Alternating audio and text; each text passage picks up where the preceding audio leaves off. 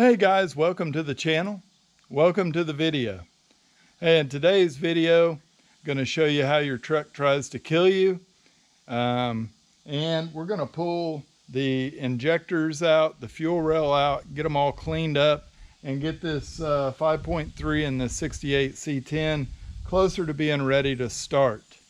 So kick back and let's pull some stuff out and do some mechanical stuff that we're going to have to watch some YouTube videos to figure out what we're even doing. All right, so throw a couple of clips in there, show you where I went to get this ECM reprogrammed.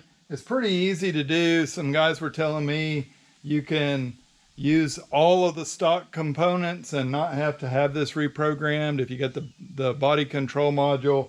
I just went ahead and paid a guy to take and clear the vats, get rid of the rear O2 sensors, do all the stuff that you need to do to make a 5.3 run basically standalone. And it was only a couple $100. I think it was money well spent to get the job done. It probably took the guy 2 hours to do it. Whatever, it's done. We're ready to be able to plug that in. He gave me about 3 pieces of advice that I'm going to share with you guys today though. First, look at this back here. All right, so see that damage right there? That's bad. That was the truck rolling out and hitting that trailer right there. I was on the other side of it. I should have had the camera on, but like I was thinking I was gonna get smashed back there because my driveway goes downhill. I usually have something to stop the wheel, but the truck was rolling fast enough. It hopped over that and then crunched the back of my short bed that was like really nice. So gonna get an opportunity to do a little body work there and kind of remember why we should use big cement blocks for wheel chocks and not 4x4s. All right, so we're back over here looking at the intake. You can see you have these 4 big holes. That's where your injectors go in. The fuel rail's held in with 2 bolts on each side, and it's got a little stainless crossover tube. And that stainless crossover tube is where my pressure and return lines hook up to from my fuel tank, pump, whatever you're running. You got your harness where each one of the injectors plugs in. So they're not too hard to take out right here. I had this intake completely off. And truthfully, I probably should have done all this cleaning while that intake was off, but I didn't. And now I'm getting a chance to do stuff over. I'm still thinking about taking the intake off of here and using some power clean stuff inside of it, pressure washing the crap out of it, because it's got some carbon buildup in there, some gunk. And I don't think it'll ever clean out with it running. So anyway, we're at the injectors. So the guy that redid my computer, he told me to take these injectors, spray them down with carb cleaner really good, let it soak in the top of them, try to let a little soak in the bottom of them to soften anything up, because what can happen is that old fuel sits in these when these motors are pulled and it hardens up, leaves deposits, and makes your injectors either not fire, not provide fuel, or they will provide too much fuel and they'll just stick open and it'll hydraulic the cylinder on your vehicle, and it could bend a connecting rod. You can see where these have sat on this white towel, the little bit of orangish color. I kept them in order from the front of the motor back. Here's what they look like when they're still in the fuel rail. They have little metal clips. They're super easy to pop off. Of course, one-handed, nothing's easy. Yeah, those pop off, these pop out. I took one side loose on the motor, so I'd only have to deal with half of the fuel rail, getting it off the intake with all the wires on it. Something you need to be cautious with are these O-rings that are there. Those dudes will pop out with the injector and get lost down in the intake where you can't see them, and then you don't know if you got them in there or not. So when I put this back together, I'm going to lube up these O-rings. I'm going to pop these injectors back in, put the clips on them, and then we'll put all of it in as an assembly with all 4 injectors.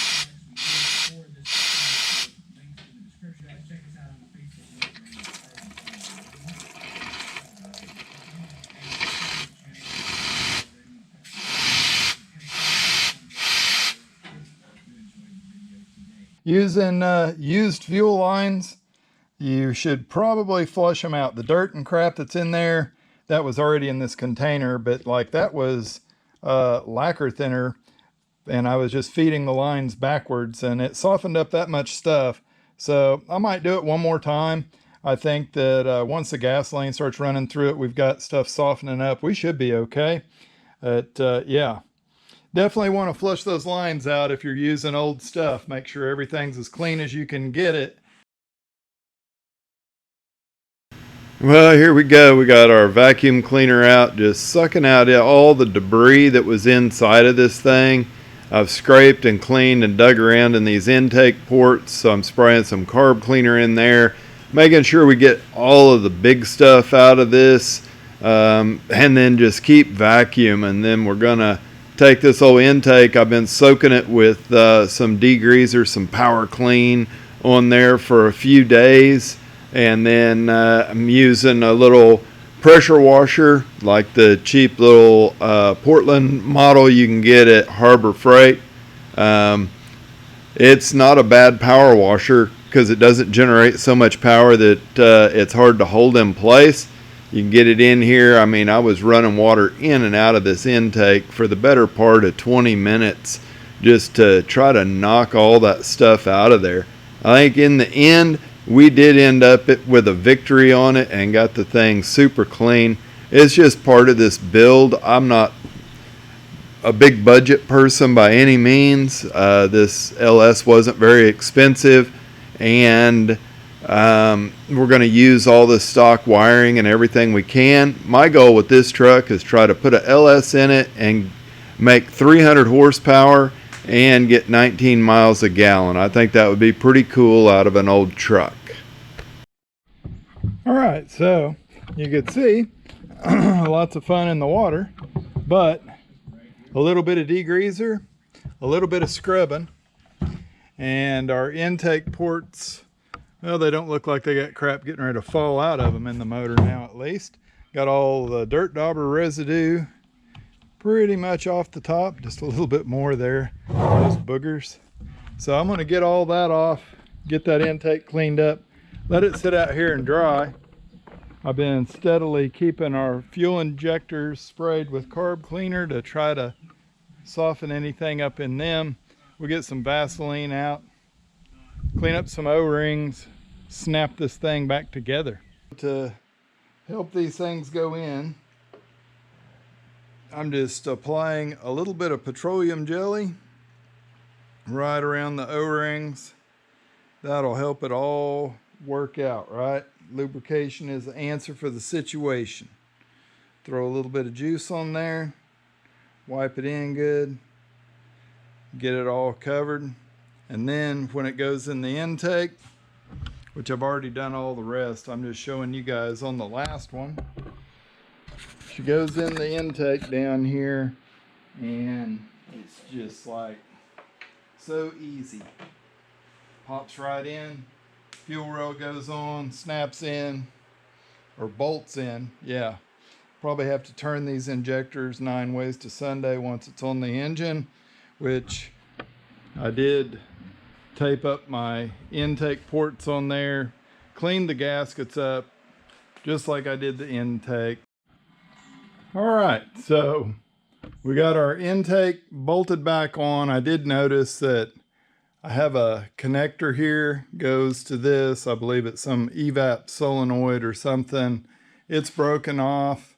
I'm gonna have to go to the pick apart and get that. The next step is to come over here in our fuse block, and we got to flip this dude open. I'm kind of looking to see what wires I've got hooked up. Like, I think this is neutral safety. We've got a fuel pump wire down here.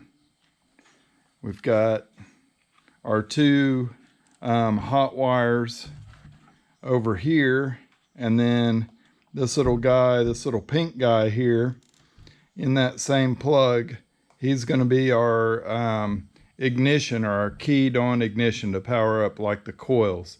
So I think I've got all that stuff done. I've gone back and looked at Half-Ass Customs video on how he did all this.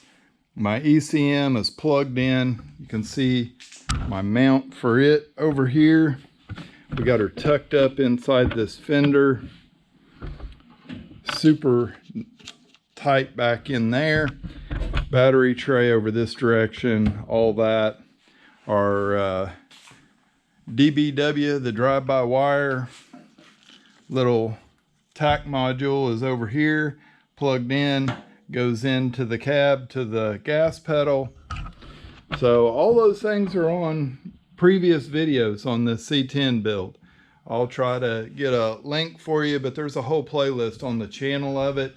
There's a few things that we still got to plug, some vacuum lines and stuff like that, but I think we've got it close enough. We can get the proper ring terminals here, hook them in, get us a battery in here so we get some power, and then that's the scary part, right?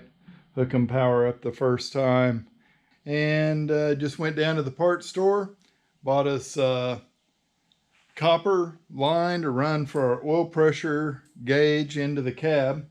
And in previous video, I think I drilled the fitting out, showed how to tap it and do everything to just run a standard old oil pressure gauge like these trucks had in them. No computer, no electrics involved in it. I did go with the copper line. You got a choice of nylon or copper. I've never had the nylon leak, but man, there's a lot of people hate on it. So I've heard of 3 or 4 people that have had copper lines that leaked. So we're going to try it, see how it works out for us. I'm straightening out part of this right now so that I can run it through this grommet back into the cab.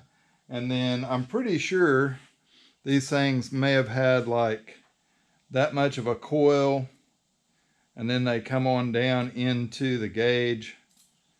Yeah, we're just gonna get that all figured out. The kit comes with a bunch of fittings, and I think that we are not gonna have to even use our oil pressure sending unit that I drilled out and tapped. I think there's actually a fitting that's the right thread combination and everything for inside of the LS. So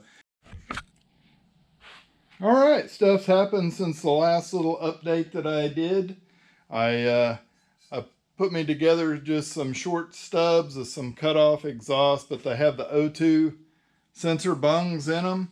So I welded them, like the inside, good penetration, all that jazz, ground them down, and then put a little coating on there so that it wouldn't rust where I'd ground through all that. These factory exhaust systems today, have you noticed some of them last quite a bit longer? They're using stainless steel in them, so they had done that for quite a while. Kind of hurt the muffler shop business when they started doing that, and there are, like up north, they still rust out everywhere they weld. So here's another thing. And I've got a bunch of video clips of building this, or at least working on this, but I don't know if I'm going to include it because most of it's irrelevant.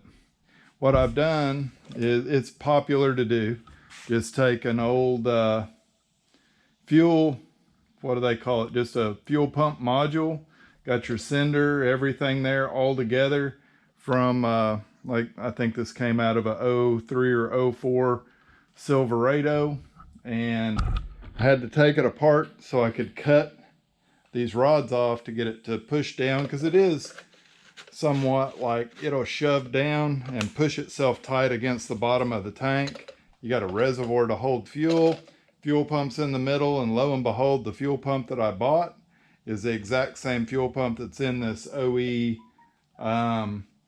fuel module. The reason it was taken out was it was cracked up here on the return side and it was leaking gas. So I basically just built this to be a like test unit. Yeah, that's what we're gonna call it, a test unit. All right, guys, thanks for sticking in here. This video is kind of weird. It's like way out of sequence with other stuff I've been doing. I just actually pulled a memory card, and this was all on it. I forgot that I recorded it back in the summer. I was trying to do a 35 Chevy video and a C10 video every other week, and the C10 just kind of lost out that 35. We're still working on it, but don't forget about this C10. It's still lurking in the background outside, waiting to be built. So I appreciate you guys watching. Give it a thumbs up. Leave me a comment. Let me know what you want to see me do next. And we'll catch you on the next video.